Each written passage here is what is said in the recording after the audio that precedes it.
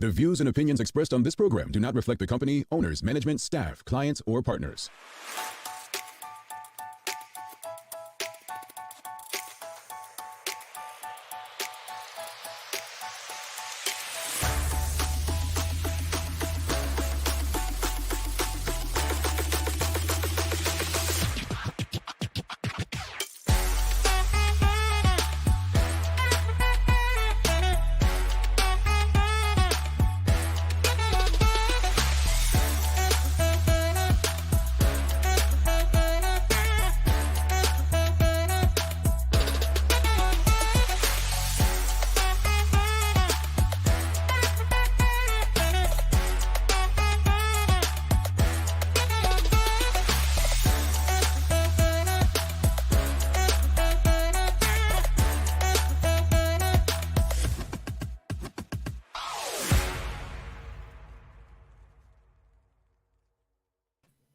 It's Tuesday, the 23rd day of August, 2022. Welcome to the Daily Hour, brought to you by Medical Wells, One Communications, Lindos. I'm Jamal Hartman, and he's Philip Trott. Liana Lambert will be with us in a bit to bring you the latest in her news break, brought to you by People's Pharmacy. Phil, it's Tuesday. First show of the week. Well, you know what? I was choking on my water. I try not to drink it so close to, coming on, but, hey, man. Never know. Good question with all these things going on the last 2 years, right? Yeah. Like, don't spread nothing over the internet to me. Hey, look, the way things work, technology, it might have traveled right through to you, man. Oh, it's too late now. No. Greetings, everyone, and thanks for making us part of your daily routine. A good one to begin this week of shows. We have Ajala, Omodele, and Liana, Nanang. I'm gonna get this right. If it's one thing you want to do out of respect for people, is get their names right, and I will get her name right. That is my word. By time she comes on, I don't know, because I may have to ask her. You got about 25 minutes. Yeah. They're coming on to discuss a very important topic, and the title of the show is "What's in a Name," folks. If you're like Phil and me, you attach emotion to some things, you want to be in on this conversation. And when I say this, I mean it more than ever today.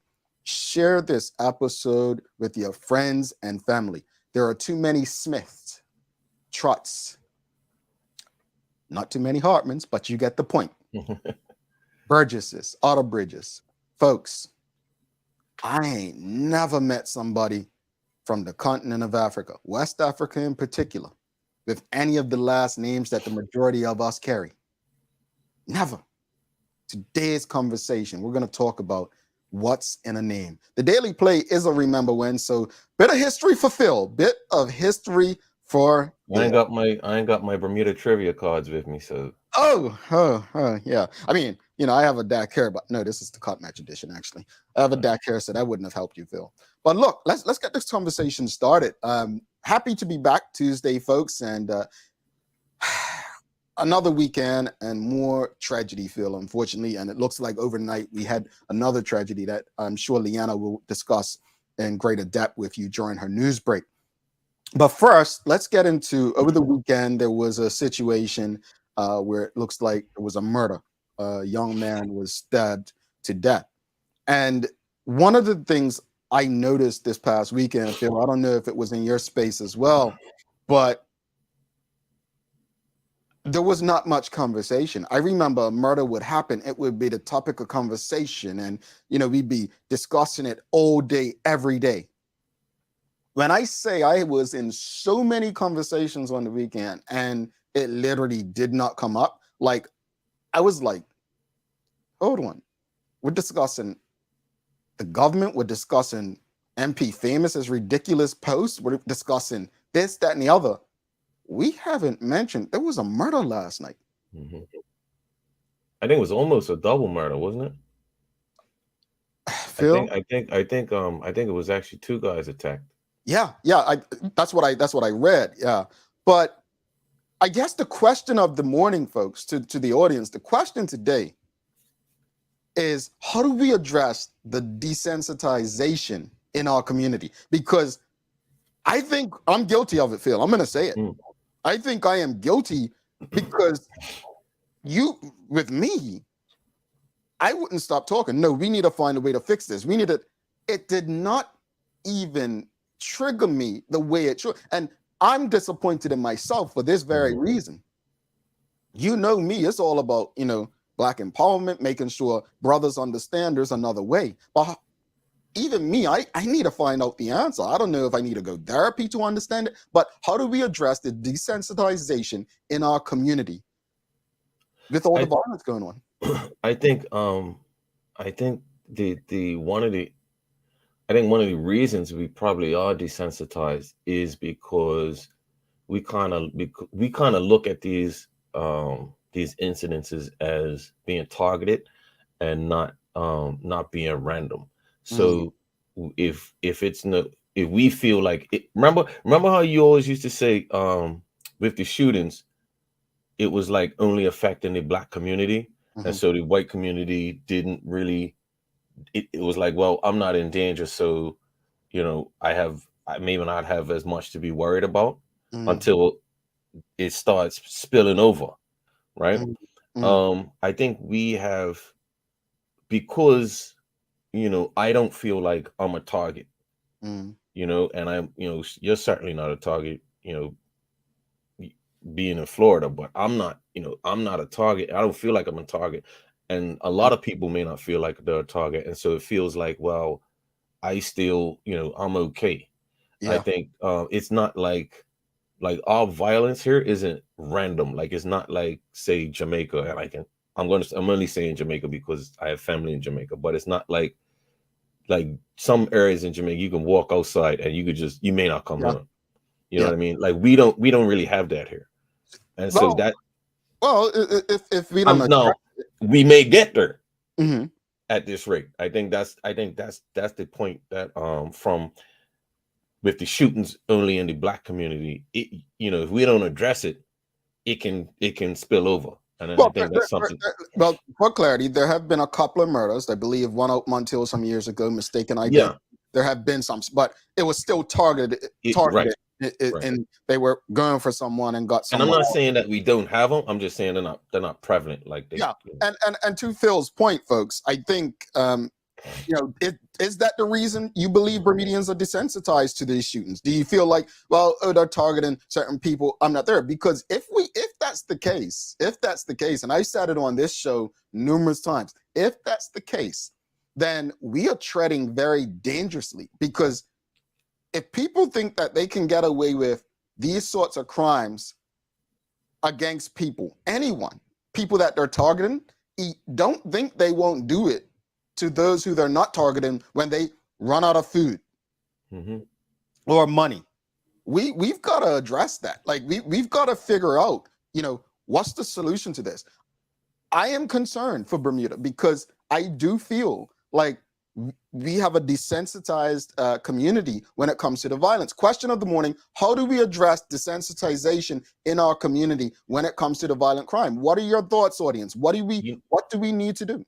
You know what I did notice too, in terms, like, when I was comparing, not that the situation's comparable, but remember the incident where the guy had the pit bull on Front Street and it attacked the dog, and I think they had to put the guy choked the dog to death or something like that.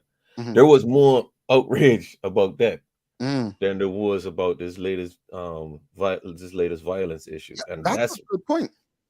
That's something that when you were talking about what the question was, that's something that I was like, well, that's crazy.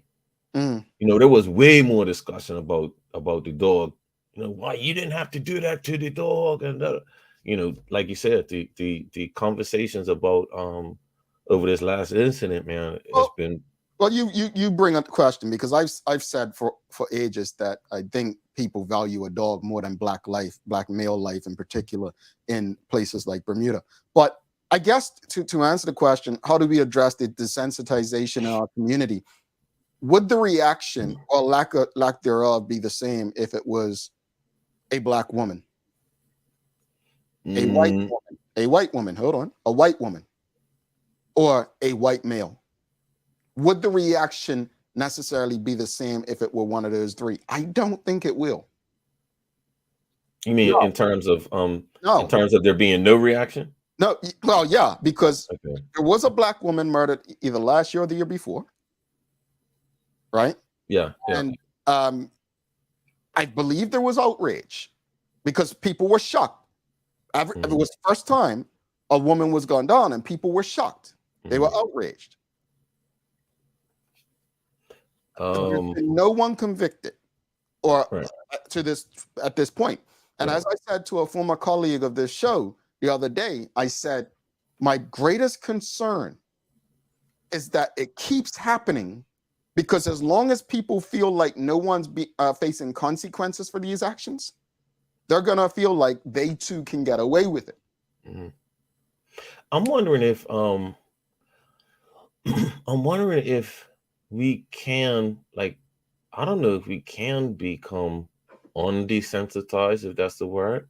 I think kind of the only way out of this is to help to stop the incidences from happening. And prevention. And I think unfortunately is the way for that to happen is for the community to be probably more forthcoming with the police, because everybody knows something. There are people that know something, and I know the one of the biggest issues that the police keep saying is that, well, people aren't talking or people aren't saying anything, and so without the evidence or without a witness or something, there's not much we can do. Yeah. So I don't know if we can become undesensitized to it. I think the answer may just rely on just us. What are your thoughts, audience? Can we become undesensitized to it? What are your thoughts? Leslie Swan says, excellent observation, Phil, about the dog being killed and the outrage. Yeah, I mean, I'll never forget. I had to block a lady. I don't block people often, but a white Bermudian lady, some about 10 years ago. And you know me, I was on that book arguing about conscription, and she literally said she values dogs more than us, and her and the late Miss Laverne. You didn't screenshot that? No, I weren't doing this. I probably didn't even know how to do a screenshot about 10 years ago, bro. But I say that because people do. They do. I don't want to share this story here, but there's a certain former doctor in Bermuda. Certain groups of people wouldn't go to his practice, right? But yet they'll call his practice and ask him, can he do something for their dog?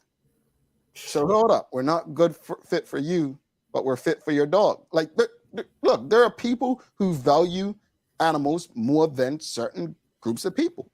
I think that's always been the case, and I think, unfortunately, I personally think that's always going to be the case. What I think is the issue is when the people who don't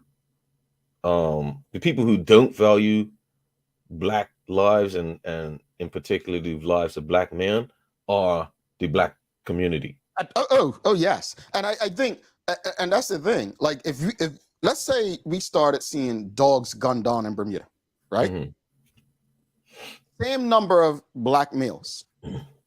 You think the outrage would be less, the same, or more? It'd definitely be more. Again, a Black male is not valued more than a dog. Even though the Black male may contribute more to society, for some reason, they're not valued as much or more than a dog. I would like to hear from some of our white audience members on this. I really would like to. Sherry Vanderpool says, that's it, Jamel, because there's no consequences. So over time, people are like, why should we care? Karen Edward Simmons says, yes, behaviors and habits can be changed. We can unlearn negative attitudes. Well, I'm glad she said that, because in that area, sometimes I'm kind of pessimistic on that, but I'm glad. I mean, I needed that one. But your pessimism's understood and relatable. Yeah. It's relatable. Yeah. It's relatable. How do we address the desensitization? How do we address the desensitization in our community? We're turning some big words. It said desensitization, and I said undesensitized. Yeah. We don't normally go more than two syllables on this show. Don't Google that one, please. You might not find it. We got to stick to our 2 syllables, Phil. But folks, it's concerning. It's concerning, and one of the things we don't like is coming on this show after there's been another murder. Like, our community's got to do better. You know, You know someone what? put on Facebook yesterday, a gentleman, a political commentator, just asking a question of, comparing Bermuda's murder rate with, bigger jurisdictions, which I think is unfair. It's probably not a good comparison. But there's one thing I've figured out doing this show. It's really hard to get information as it relates to Bermuda and stats and history and so on. But we're doing our best. We're doing our best. Bermuda trivia, folks. Go ahead, Phil. Sorry. I was just thinking about and comparing when you're talking about like the how much we value Bermuda lives. I mean, sorry, Black lives and Black male lives in particular. I'm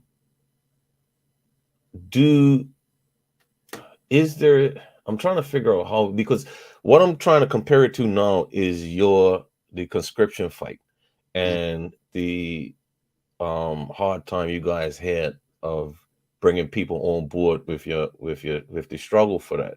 And even though, probably, but I think you managed to have some success through the litigation part of it, because even though the case didn't go your way, the changes were still made in terms of the regiment. Is there anything that you can learn, or that is there a learning piece or a lesson in that part that we can kind of bring over somehow? Maybe not to solve the violence part, but to solve the apathy part of it. Yeah, I think it's clear. Well, for those who don't know, but I did an episode, Jamel Hartman Unfiltered, on being blackballed in Bermuda, and that episode we focused on, ways to get around being blackballed. The first thing we have to do, Phil, and what we did with Bermudians Against the Draft, is we lost the fear of, the consequences, right? So at the end of the day, we said it years ago when these shootings first started taking place and murders were taking place in Bermuda, that it's more of us than them, right? I think as a community, we have to approach it in a fearless state. We, when you're fighting against injustice, or you're trying to bring about, generational change, there's going to be some highs and some serious lows. But the truth is, we are all too comfortable. As long as we feel like it's not directly impacting us, we're comfortable, we're complacent, we're content. So nobody knows how to fight. And, me doing that episode, and folks, I'd encourage you to go watch it. Jamel Hartman Unfiltered from this Sunday, about dealing with being blackballed, right? That's a show with no bleeps on it. No, well, apparently I wasn't as fiery. People asking, were you okay? And I said, sometimes you have to change your tone to really toggle people's hearts, right? And this was really to inspire people to stand up, speak out. We're dealing with a crisis in Bermuda, an epidemic where young Black lives are being lost, right? And we have to lose the fear. So it means, honestly, folks, you may think you have this nice fancy job making 6 figures and everything's great. That can be gone tomorrow. And if it does go tomorrow, your situation's no better than the next person's. So unless we fight, we seriously take a look at what it is that we can do, what we can contribute to make our community better, safer for ourselves, our friends, everybody. This is what we're going to have. You did say something too about that, how when we feel comfortable, if we feel like something doesn't affect us, then we're less likely to take action in that. And again, that's a parallel to the conscription fight. But I think I may have just stumbled onto something, or maybe it's been obvious to everybody else. But maybe one thing that we have to do is sort of show everybody how it does impact them. Maybe not, you may not be a victim of the violence, but let's show you how a loss of a life like this, how it affects the community, the trickle, because it's like dropping a rock in the water. Like there's trickles, there's a ring that expands whenever something like this happens. It doesn't even have to be a death. It could be just violence. It could be road traffic accident. How something like that trickles throughout the community. Educating people in terms of how it impacts them will definitely, hopefully, toggle at their conscience. Rosalind Famous says, I don't think we can be more desensitized because it may be a mode of mental protection from seeing it so frequently. She also says, also, it might not be 100% desensitization. It could be part of a sense of not knowing what to do. This is true, very true. Michael Daniels said, would it be fair to say that young black males are the most invisible people in the country? That's one. I'll let that one marinate. Thank you for that, Michael Daniels. Think about that, audience. Would it be fair to say that young black males are the most invisible people in the country? James Burgess says, this is so informative and true. Ain't happened to me. Let's bring Liana into the conversation. Folks, I want you to think about it, though. Think about it. And again, I encourage you, even if you don't know what to do, ask somebody, speak to someone. When it came to conscription or seeing wrongdoing and speaking up when I was in the Bermuda Tourism Authority, or even right now, speaking up so often against the government of Bermuda. Everyone knows I've got nothing but love for brother Chris Famous, but it's time to call even him out for the nonsense he's putting out. Like we have to hold our people accountable. Holding people accountable means not just our politicians. It means our family, our parents, our children, our grandparents. And ourselves too. Oh, I'm getting there. Our leaders, our bosses, our jobs, and most of all, ourselves. Accountability. Everything that we discuss on this show daily comes down to accountability. We have to look within. Let's bring Liana Lambert in. Good morning, Lee. How are you? Good morning, guys. Oh, goodness. Another sad tragedy. Yeah. A double one, as you'll hear me report later on. But it's just this conversation about desensitization.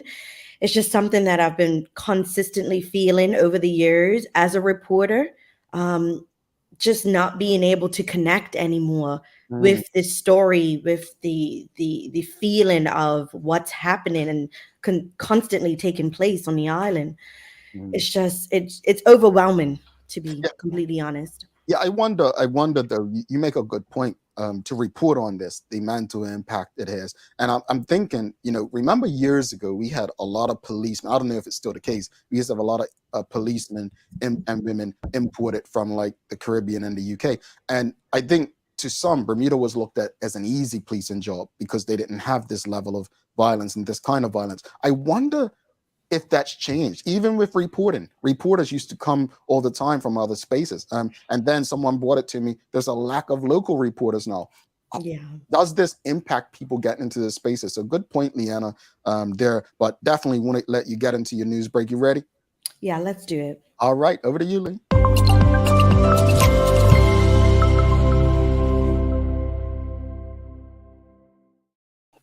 Thanks, Jamal and Phil, and good morning to everyone that's tuned in with us today. I hope you all are having a great start to the day. I'm Liana Lambert, and it's time for the Daily Hour News Break, brought to you by People's Pharmacy. Topping our stories, police have launched an investigation after the body of a 40-year-old man was found in dockyard last night. Now, a spokesperson for the Bermuda Police Service said that shortly before 11 p.m. on Monday, police and other first responders attended a report of an unresponsive male being found in the vicinity of the Victilian Yard and Dockyard. Now, on arrival, EMTs attended to a 40-year-old male. However, it was determined that there was no signs of life present, and death was certified at the scene by an attending physician.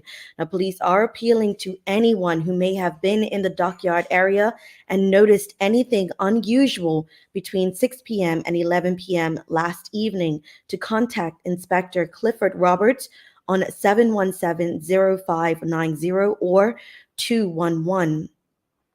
In other news, as we've been discussing in our topic this morning, the police have named the victim of the fatal stabbing this weekend as Marcus Wilson and confirmed that 2 people have been taken into police custody. Now, the incident took place shortly after 8 p.m. on Saturday when police received a report of a disturbance at an Aswood Walk work residence. 2 men were reported to have been stabbed after being involved in an altercation with several other men. Now, the injured men were transported to hospital for treatment. However, Mr. Wilson sadly succumbed to his injuries. Detective Inspector Jason Smith confirmed at a press conference yesterday afternoon that the other man injured in the incident, a 38-year-old man, underwent surgery and is now recovering in hospital. Now, Inspector Smith says that police inquiries that there were a total of 4 persons involved in the assault on the 38-year-old man and responsible for the murder of Mr. Wilson. Anyone with any information is asked to contact police on 211 or 295-0011. Detective Inspector Jason Smith directly on 717-0864 or call the confidential Crime Stoppers hotline on 800-8477. And we here at the Daily Hour extend our sincerest condolences to the family and friends of Mr. Wilson. Meanwhile, industrial action across the pond is resulting in delivery delays and service disruptions regarding the island's post office. Now, in addition to the passport situation the island is currently experiencing, a government spokesperson is advising that the Bermuda Post Office is ongoing Royal Mail industrial action in the United Kingdom says that mail going to the UK from Bermuda will experience delivery delays and service disruptions. Now, the BPO apologized for any inconvenience caused and assures the public that it will continue to work with Royal Mail and all other postal partners to ensure that the timely delivery of mail is had. And we're talking about volleyball, a sport we don't really report on much, but this morning we are sending congratulations to our Bermuda's women's team as they were in action on the final day of the Caribbean Zonal Volleyball Association Under 23 Invitational Beach Volleyball Tournament in Santa Cruz, Trinidad.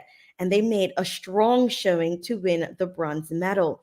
Now, the Bermuda women's team of Amber Simons and Kaylee Trott won the bronze medal in a 3-set battle against the Cayman Islands. Congratulations, ladies.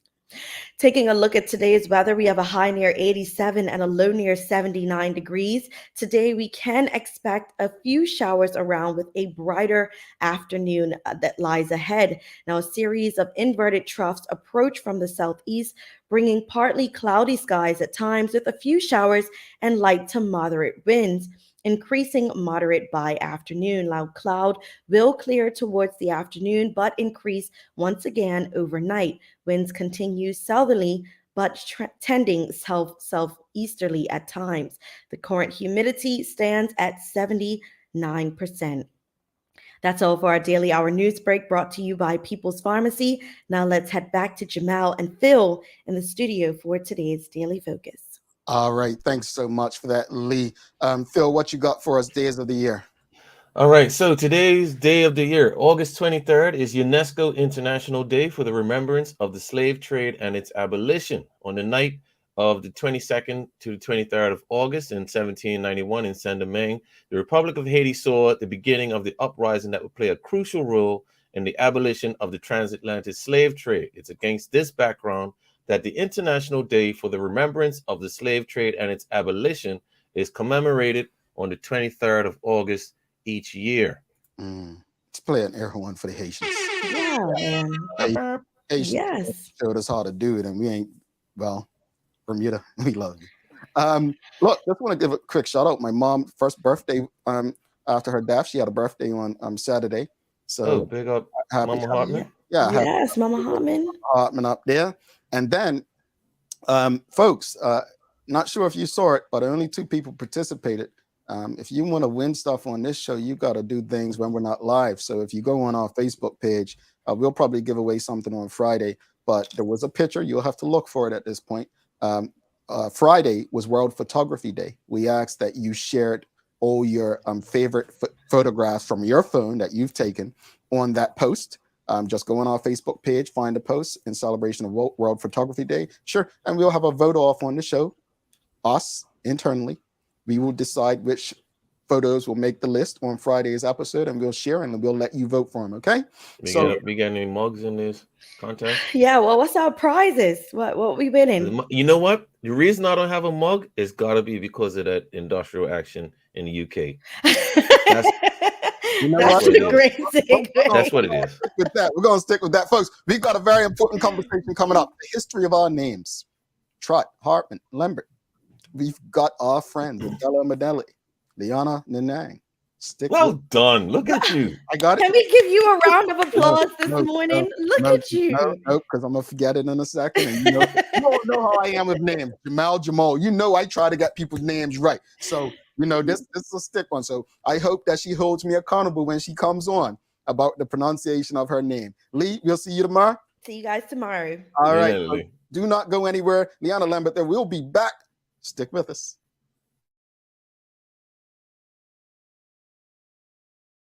Let's face it, life can be a little wild, but shopping doesn't have to be. I choose People's, so that whether it's a prescription that needs to be filled, a toy for my little terror, or a gift for a new addition to the family, we'll see about that. Everything's available in one convenient location. Some call it People's, I call it my one-stop shop in the city. People's, we're here for you.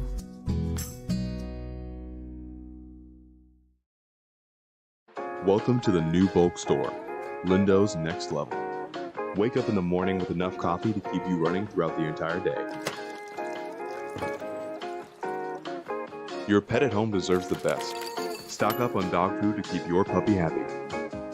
Need a quick, tasty lunch at home? Your chicken nuggets will be jumping right out of the freezer. What's a movie night without popcorn? You can never have too much.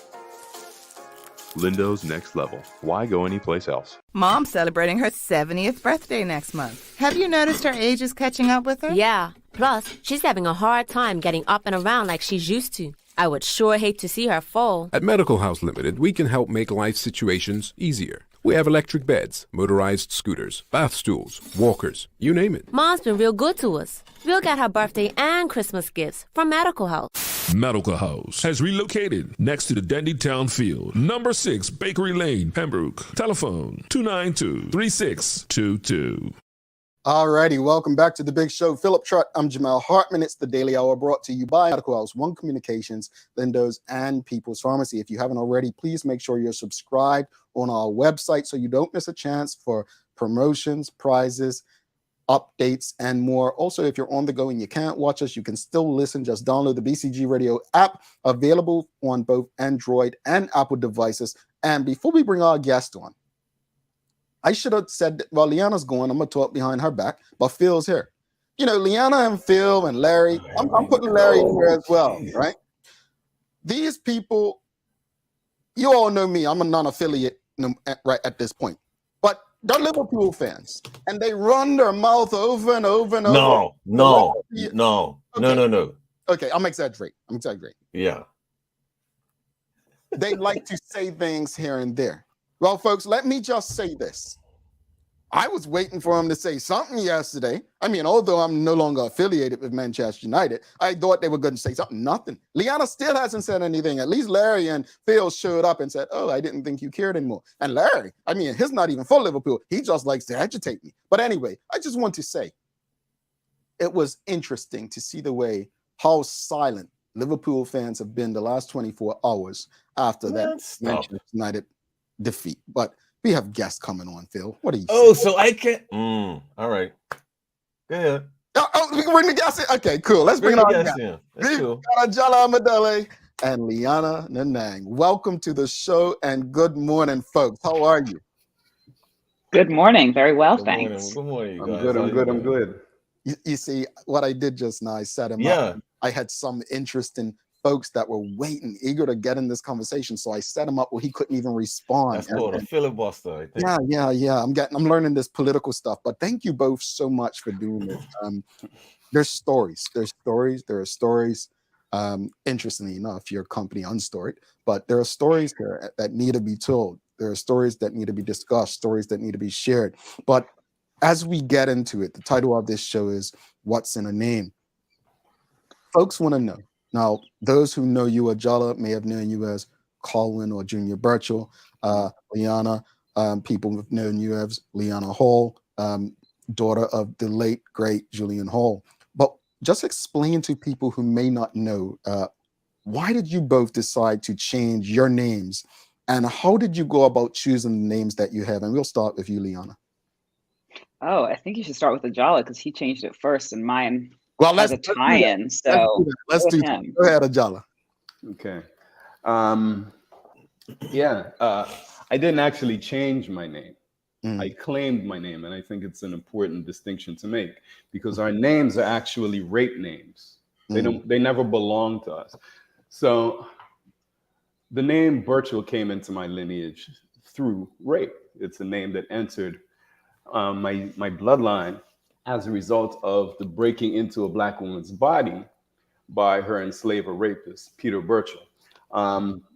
Birchall's Cove or Birchall Cove in just past Shelley Bay Marketplace, if you're going west, is named after him.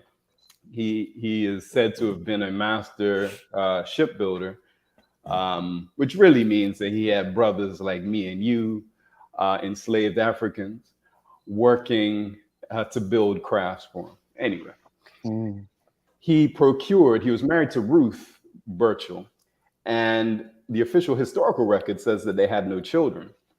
And that's because you don't count your property, your chattel, because they weren't human. So why would he have mentioned or included in the record the offspring of rape? So unofficially, the record says he had no children, but he had procured from Brazil an enslaved woman of Akan and Pequot heritage. And as was the climate and practice at the time, he broke into her body. He raped her. It wasn't considered a crime because you can only actually assault human beings. She, whom he called Jane Smith, was a thing, livestock essentially. And out of that rape was produced a son, David Benjamin Birchall. In the record, actually, the last name is given as Bracker, I believe, Bracker, David Benjamin Bracker. He later claimed Birchall, but that was what produced the line that I speak of. David Benjamin Birchall went on to have quite a few children, I think about 10 or 11, spread across the island. One of whom was William Edward Birchall. William Edward Birchall had about, I believe, 7 children, I want to say. And one of them was Walter Lawrence Birchall. Now, William Edward died in an accident on Walter Lawrence's 9th birthday as a result of that particular trauma, the loss of his father on his day of birth. He never celebrated his birthday ever again. Walter Lawrence went on to have 4 sons, Roddy Birchall, Larry Birchall, Carlton Esquia, and my father, Colwyn Birchall Sr. Colwyn Birchall Sr. went on to have 3 children, Paula Jean, John Anthony, and me. So there's an unbroken line that you can trace from the original sin, rapist breaking into the body of an enslaved woman and producing a child, all the way through to me. Now, knowing that history as I do, I have to ask the question, can I in good conscience maintain the name of my ancestors' rapists? James Baldwin had often said the Baldwin in his name actually means Mr. Baldwin's N-word. He used the stronger word. Similarly, the Birchall in my name means the same thing. It is a property identification marker, which allows other enslaver rapists to know exactly whose property, whose things, whose livestock belong to whom. That's how we got our names. That's the true story of how Birchall came into my name. That's also the true story of how so many Bermudian names, who we think of, quite frankly, as Black names, Dill, Tucker, Outerbridge, and so on and so forth. Birchall, I pay you $1 million if you can find a white Birchall in this island. You won't find one. So these names have entered into our bloodstreams, our DNA, our family lines, and they've been grafted onto us, but they are not of us. They don't belong to us. They were never our name. So to take it back to the beginning, that's why I said I didn't change my name, because my name actually was changed through the violation of the Ma'afa, the trade, the buying, trading, kidnapping, and raping of Africans by the millions over hundreds of years. Right? What I've done is I've engaged in an act of reclamation, very purposeful, recognizing that I cannot in good conscience maintain the name Birchall. I know the history. And I am unexceptional because the history is the same for Black Dills, it's the same for Black Tuckers, it's the same for Black Trots, it's the same, it's the same story. I just happen to have been able to trace the line all the way back to the original perpetrator, a white enslaver rapist named Peter, who broke into the body of an enslaved woman whose actual name he didn't even bother to find out. He called her Jane Smith. Wow. And real quickly, before we bring you in, Liana, just how did you go about claiming Ajala Omodele? Well, it's tracing. There's actually a Ajala Omodele, Ajala Abidemi Tehuti Omodele. That's my full name. So I got rid of everything because it used to be Colwyn Eugene Hillgrove Birchall. Now all of that had to go. Hillgrove? Nah, son, had to go. But Ajala is a Yoruba name, and it means he who struggles and survives, or victory. It also can be shortened to mean victory. And the idea of it is it's what is known in Yoruba as an Orike name, meaning when it's uttered, when you say Ajala, it reminds you of your destiny, your purpose, the work you need to be doing. Right? Abidemi means one who was born when the father was absent. My father wasn't present at my birth. Tehuti is a scribe from ancient Kemet, what the Greeks misnamed Egypt. He's one of the divinities whose responsibility was at the end of your days just to take down the story of your life. I'm a storyteller, a jolly, so I took that on. And Omodele means the child returns in Yoruba. And also my blood is Yoruba and Fulani through my mother's line. So that's the legal claiming of my name was also done. And Liana, obviously, how did you decide to change your name or claim your name? Sorry, and claim the one that you chose, right? But also, unlike Ajala, who changed all of his names, you decided not to change your first name.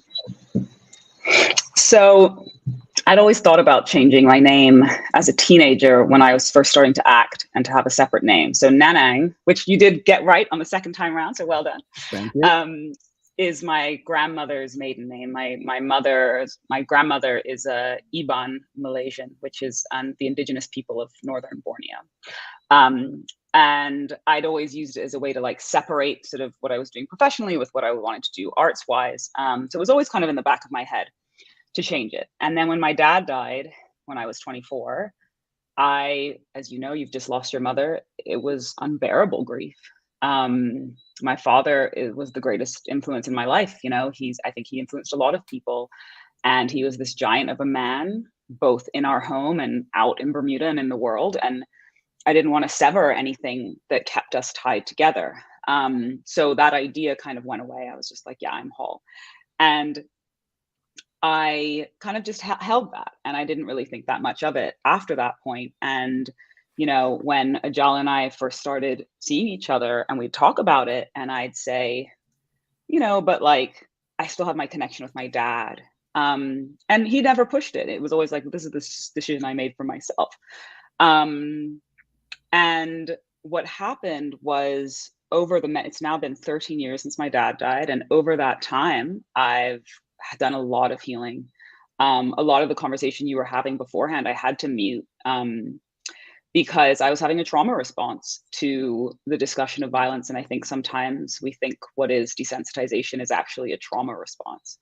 And my heart rate shot to 103, and it's normally a resting heart rate of 59. So I have PTSD. I've done a lot of trauma healing for sexual abuse as a child and assault and rape and as an adult. And in that time, I've gotten a grounding in myself and my identity that I never knew I would have had. And so even, I think it was in like March 2021, Ajala did a tour with Titan up in Dockyard, and there was my ancestor, who's Mama Doe. She was an enslaved. She was taken from Peru as a child and brought to Bermuda, and enslaved here. And her life straddled emancipation. She was 13 at the time of emancipation, and there's a picture of her up in. It's actually right here. This picture.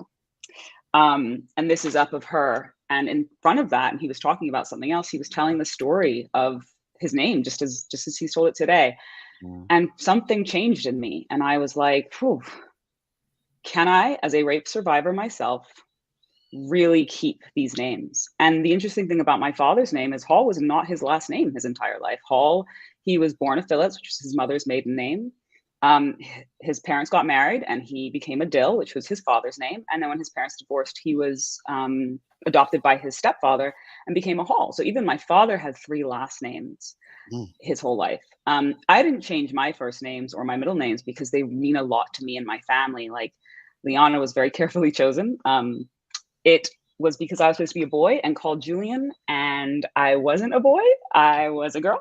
And my dad suggested Juliana, and my mother thought it was way too much of a legacy. So that's Liana. So it's still my father's name and my name. And my middle name, Mari, is it's a mix of my godmother's name, Mary, and my grandmother, Mama Mary Phillips. And that's why my middle name is Mari. So my first and middle name are very intentional, and they are very much my identity. But my last name just became so clearly a brand that did not belong to me in the work that I was doing. And I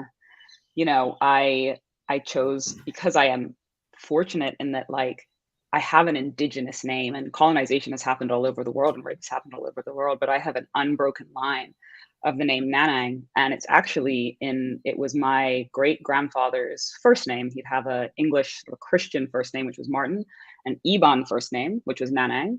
And then he had his father's first name as his last name, which is Dongao. And that's how it went. You took your father's first name as your last name. And then at his level, he became the first Iban Anglican priest. And so after that, everyone had his name, Nanang. And so Nanang is a very clear Iban name. And so I wanted to claim that. And I didn't have to really come up with a name or sort of figure out a name, because I already have an indigenous, unbroken, ancient name in my family line. Interesting. And I hear you both, and when I say I hear you, I feel you, I understand you, it makes sense to me, right? My question is, I'm picking on Black Bermudians when I say this, right? Because this is who it impacts most.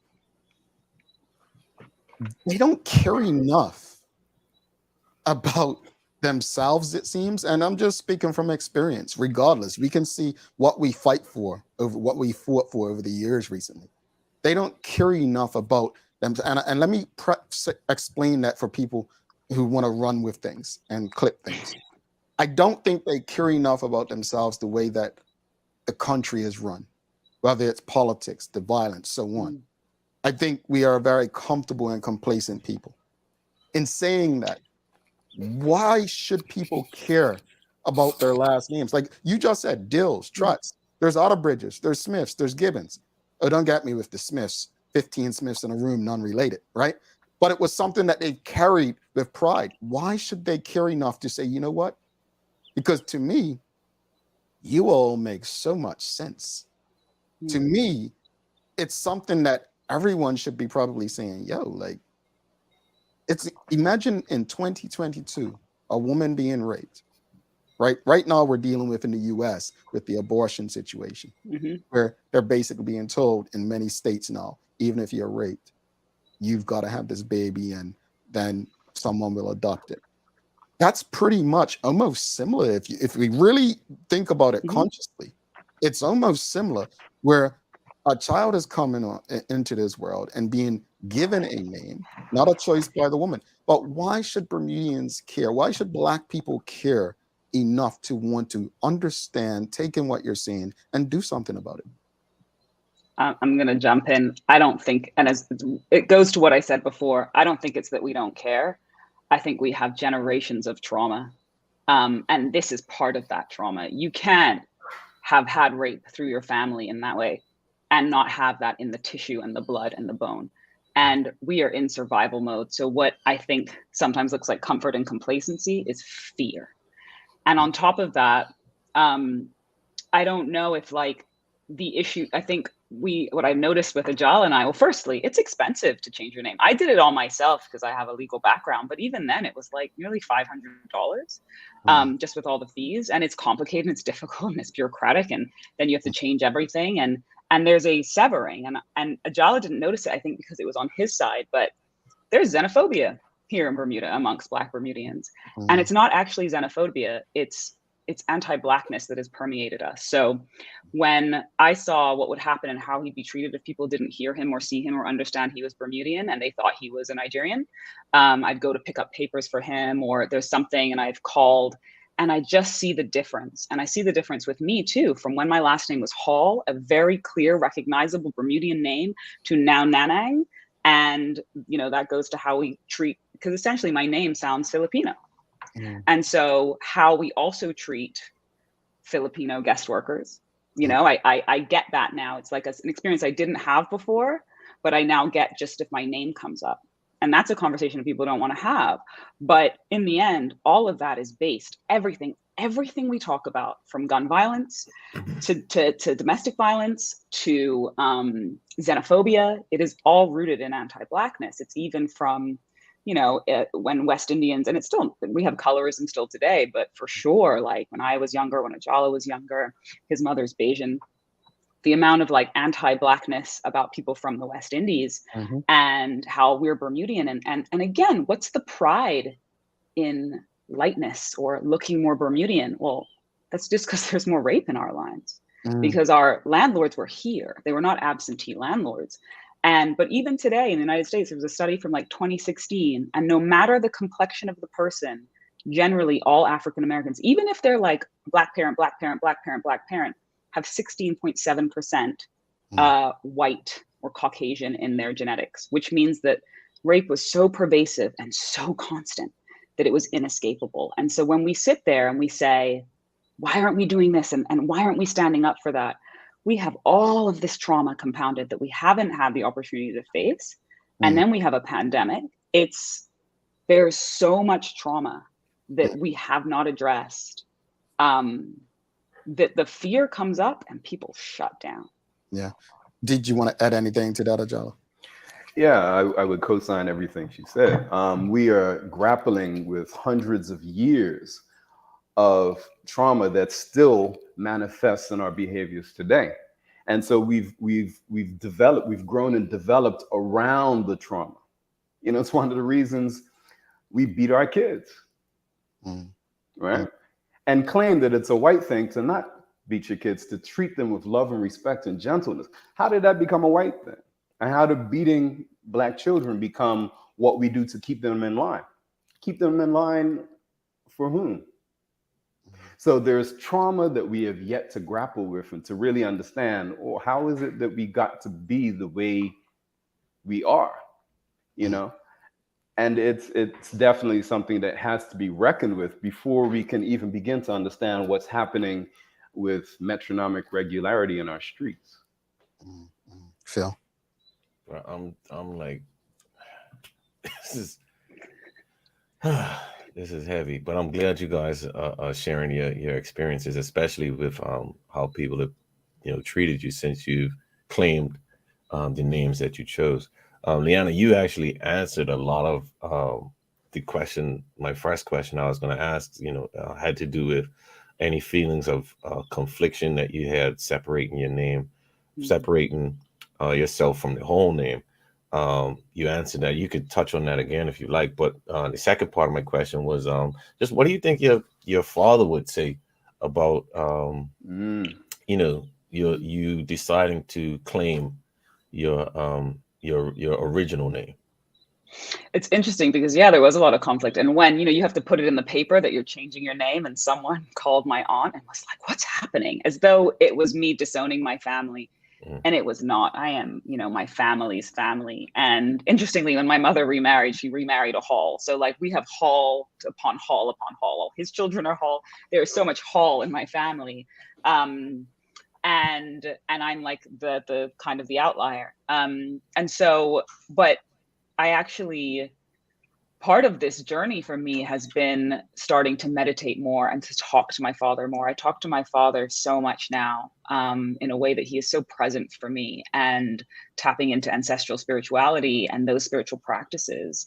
And, I write letters to him and I think about what he'd write back. And, a friend of mine, it was just before I was changing my name, something really stressful was happening. I filled out the deed poll and she had a dream about him. And he came to her in her dream to give me his blessing. It's a very interesting thing. And I think he'd be really proud of me because, my dad was this giant, right? Like, how do you walk in those footsteps? How do you follow that? And I had an interview recently for the School of Social Justice, and I really got to feel and understand and know how much his influence on my life has been. By discarding Hall, I'm not discarding my father. I think also generationally, I think Jamal talking about how we've gotten complacent and again, I think it's how we've gotten crippled, but each generation needs a different type of social justice. I'm not saying that right now what's happening is enough, but I think we're all progressing. And I just see this as a continuation of the work that my father was doing. Interesting. Yeah. That's beautiful, man. Ajala, and this is the second time, I've been able to learn from you, and it's like every time I learn something, I get vexed again, like I get upset. You understand what I mean? But so let's say even if we decide not to change our names, like how can the knowledge of where and how we got these names help us to build a stronger community? Like we talked about in our opening segment about the desensitization, and then you guys gave the perspective of it actually being generational trauma. How do we use the lessons of where we got our names to help build a stronger community? Well, I think the study of history is actually the proper study of history is an act of self-care for African people. And let me just say, for your listeners, I say African and Black interchangeably in the way that 6 and half a dozen is the same thing. So don't be confused by that. I think when you're studying history properly, there are answers to so many questions about how we got to the point we are at today. It's a map and it's a mirror that allow us to better identify and understand what we are going through and why we are behaving in the way that we are.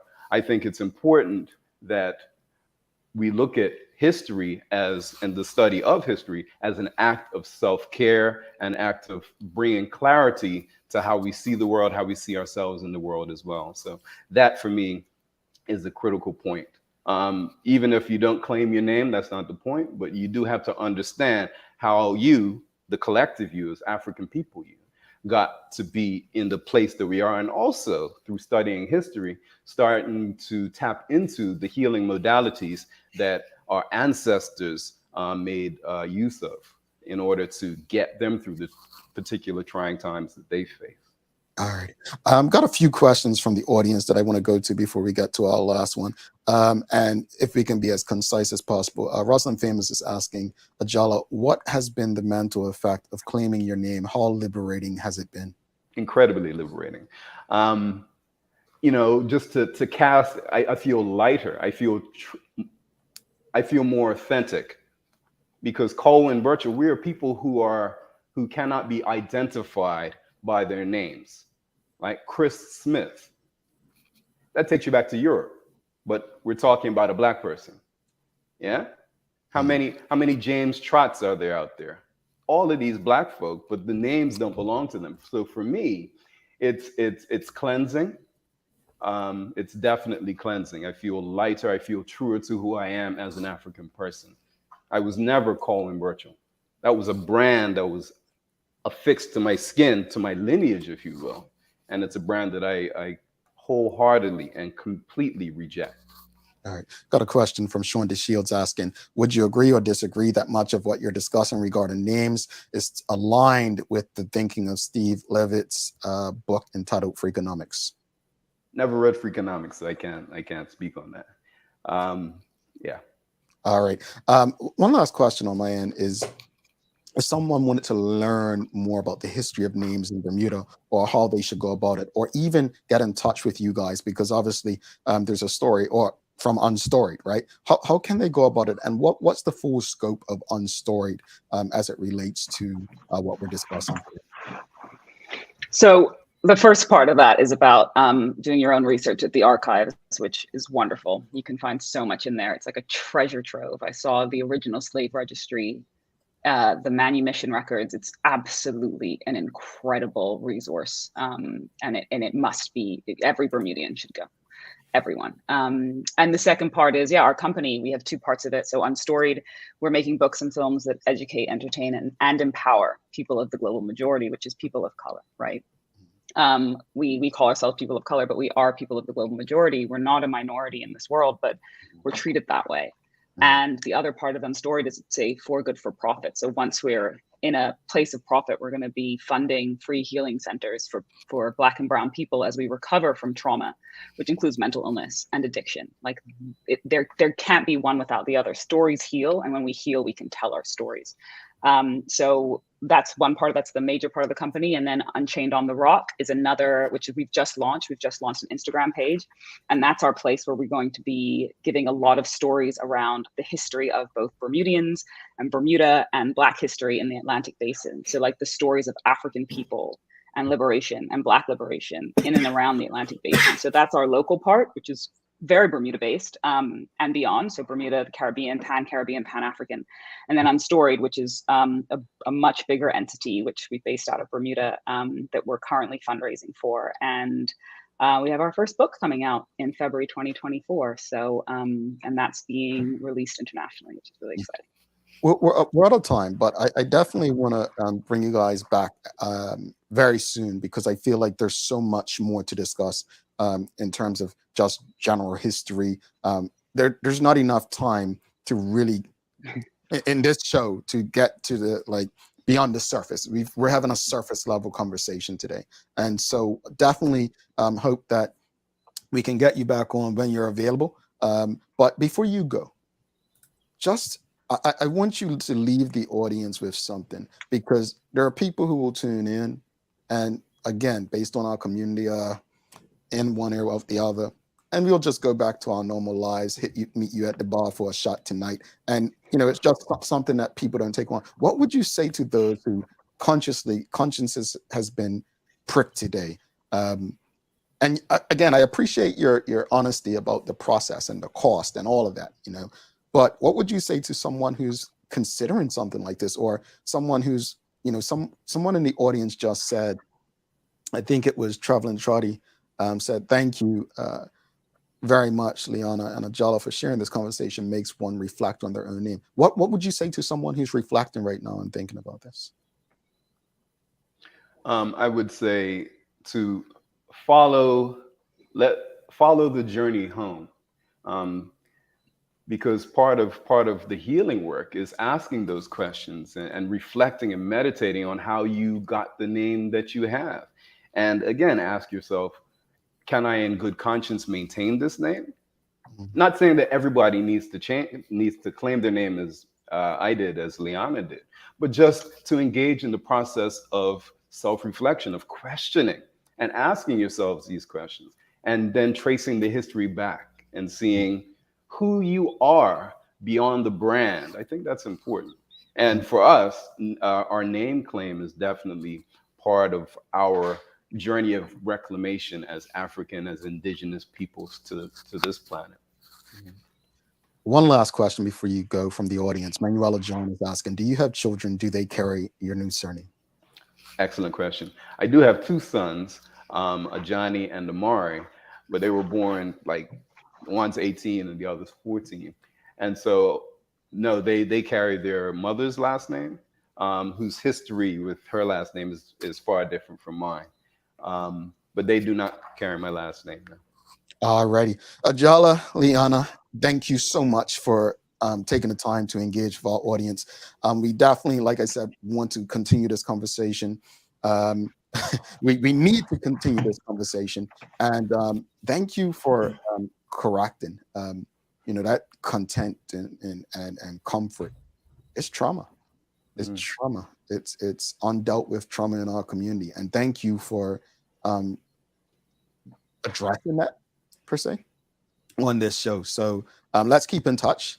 Again, just tell people real quickly once again the Instagram page, how they can keep in touch with you. So at un.storied for this company, and at Unchained on the Rock, which is an homage to the classical seminal text Chained on the Rock by Cyril Packwood Atteridge. And it is a great book, but it's again respecting our ancestors. He's not my ancestor directly, he's not Ajala's ancestor directly, but you can respect ancestors because they have left such an imprint on our lives that they deserve that respect and to be called ancestors. So it's the name is Unchained on the Rock to get us to another stage, another place further down. Liana Nanang, Ajala Omodele, thank you so much, both of you. We appreciate you. We'll talk to you soon. Thank you. All right, folks, if you appreciated today's conversation, you know what to do. Give us a thumbs up, a love, a like. Please do not go anywhere. We're going to come back. We'll wrap it up. We'll also do the daily play. I know you're saying, wow, time's up. Not so fast. Stick with us. A lot happens around your home. That is why at One Communications, we have introduced affordable security and video monitoring, because everyone should be able to afford to protect their family. Anytime, from anywhere, One Home Security keeps you connected and puts security in your hands with an easy-to-use smartphone app to control everything. Home security is important to keep you and your family safe. Motion-activated cameras around your home and security monitoring within create a complete security system providing protection both inside and outside your home. Professional monitoring means that there's someone on call with 24/7 protection to notify the authorities and help keep you and your loved ones safe. We are dedicated to whole home protection with indoor and outdoor cameras, smart door locks, motion sensors, and more, so you'll always be connected to what matters most. With professional installation, no upfront hardware fees, and low monthly rates, because keeping your family safe should be affordable for everyone. Total home video monitoring and security, there's no better way to protect your home than with One Home Security.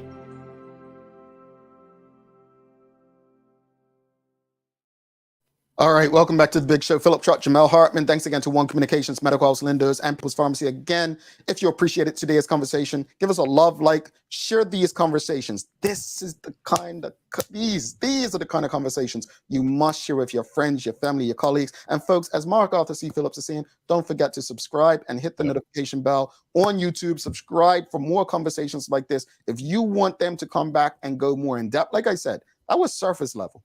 Phil knows what I'm talking about. Yes. That was a surface level conversation, folks. We have to go deeper. We will go deeper if they're interested in coming back. All right, time for the Daily Play, brought to you by Heineken 0.0, great taste, no alcohol, and Bermuda Trivia, now available at various locations throughout the island. Follow Bermuda Trivia on Facebook, Instagram, Twitter, and TikTok to find out why it's Bermuda's favorite trivia game. Phil, are you ready?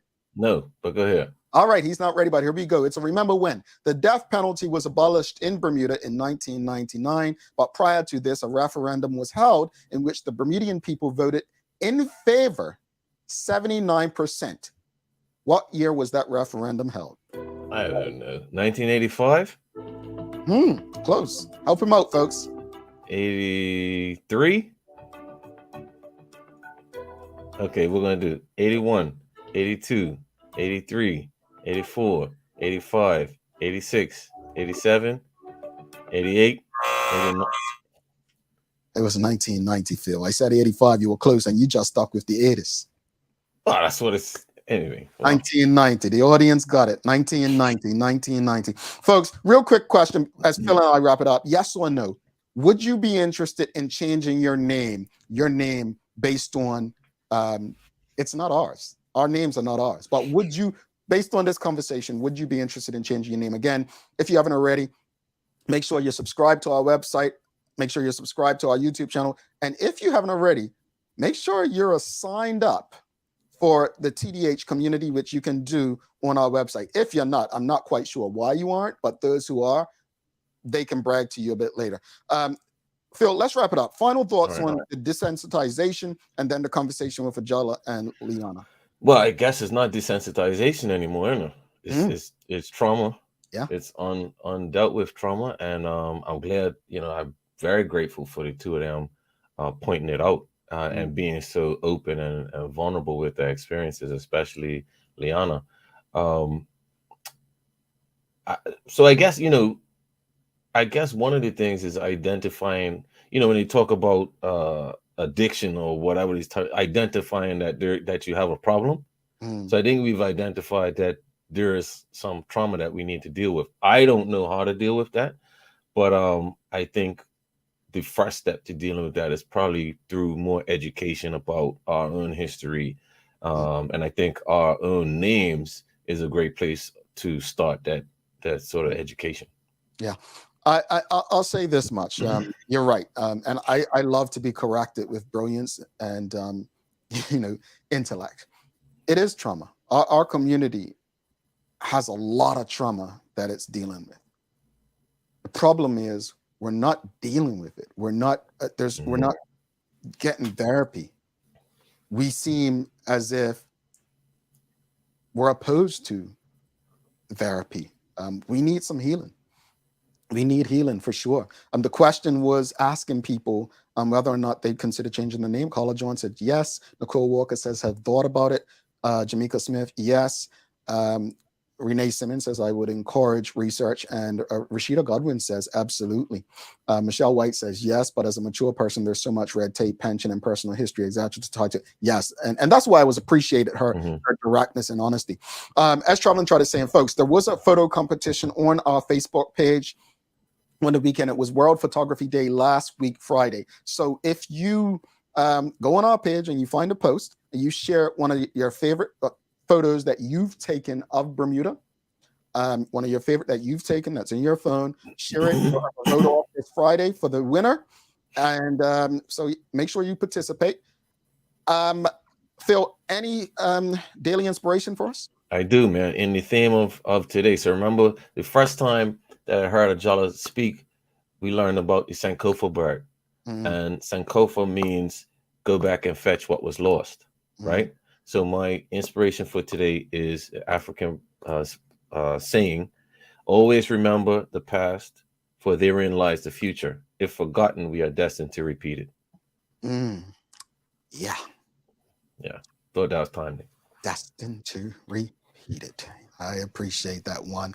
Casey O'Brien says Liana and Ajala are beautiful, courageous beings. Bermuda is blessed to have them. Folks, it's that time. We've got to do it, but honestly, appreciate them both. Thanks again to both of our guests today, Ajala and Liana. Thanks again to our partners, Medical House, One Communications, Lindo's, and People's Pharmacy for ensuring that we're able to do this with you on a daily basis. As always, we appreciate you, we love you, and we thank you for making us part of your daily routine. If all goes well, we'll be back to do this again with you tomorrow. He's Philip Trott. I'm Jamal Hartman. My friends, make it a safe and a great day. We are out. Peace.